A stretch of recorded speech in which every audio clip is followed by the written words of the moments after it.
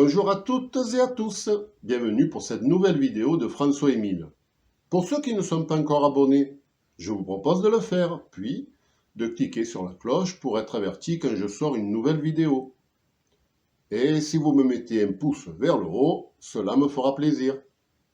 Et enfin, si vous postiez un commentaire, cela relancera l'algorithme qui mettra ma vidéo en avant sur YouTube.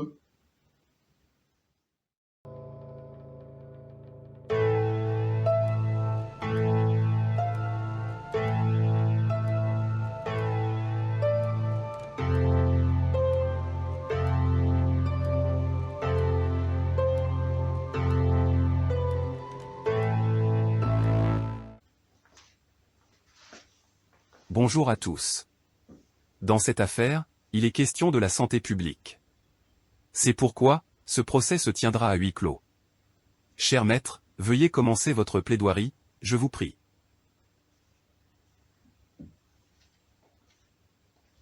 Merci, monsieur le juge. Mon client, Pathogène, est reconnu comme un grand chercheur dans la biologie et la physique. Oui, c'est un grand savant, puisqu'il mesure 1,90 m.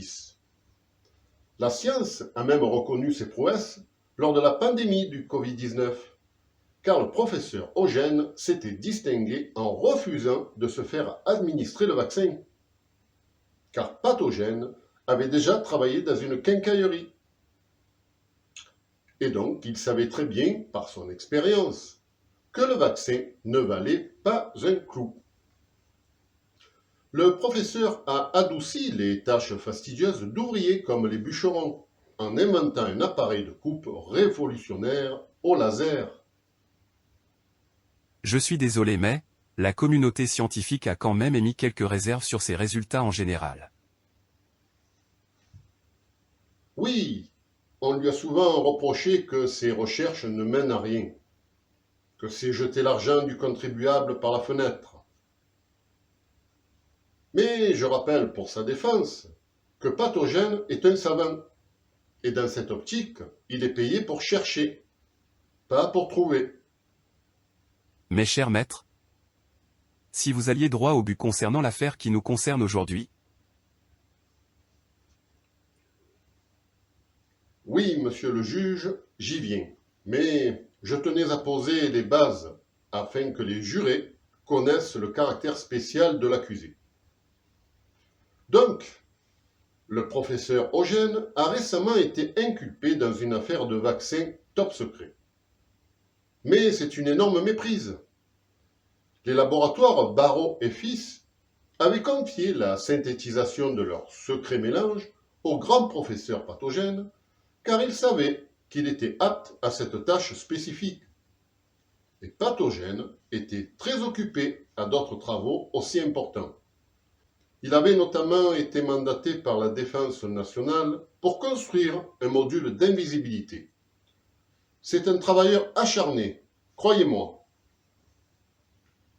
Le professeur a tout de même pris le temps de récupérer le mélange à effectuer, de travailler dessus et d'arriver à un résultat optimal. Sa mission a été exemplaire et tout allait pour le mieux. Malheureusement, un léger incident est venu tout bouleverser. Le fameux vaccin révolutionnaire a été contenu dans une unique fiole avant sa synthétisation à grande échelle. Celle-ci, pour éviter d'être endommagée, a été mise dans une mallette renforcée. Elle était prête pour être expédiée vers le centre pharmaceutique. Mais elle a été empruntée par erreur pour tester une autre expérience sans danger. Le laborantin qui s'en est emparé a expérimenté le principe d'invisibilité dessus. Bon, vous avez compris que depuis, elle est introuvable. Donc je vous en conjure de ne pas inculper Pathogène pour une faute commise par un laborantin sans jugeote. Car je tiens à souligner que le vaccin n'a pas été perdu. Au niveau quantitatif et qualitatif, il est toujours dans le laboratoire, mais personne ne sait où.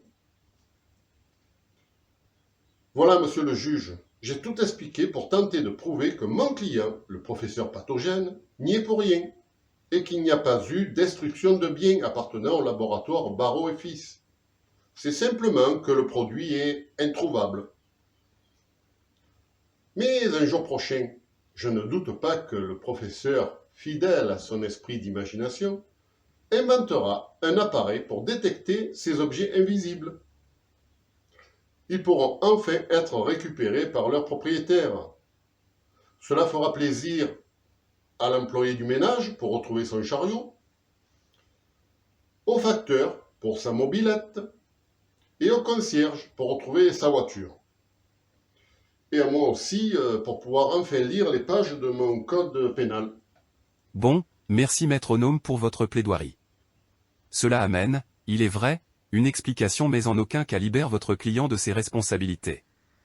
Professeur pathogène, je vous condamne à effectuer 120 heures de travail d'intérêt général pour la communauté de Saint-Mème. Vos talents seront certainement appréciés et attendus pour les menus problèmes qu'il peut exister dans une petite commune. La séance est levée. Affaire suivante.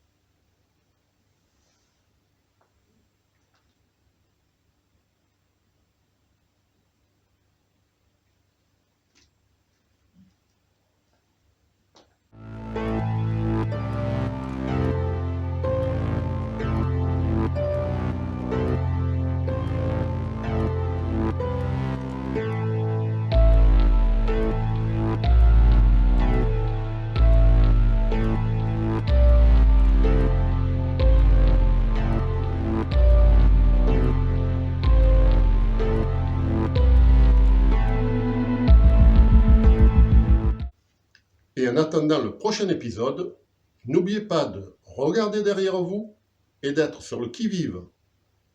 À la prochaine!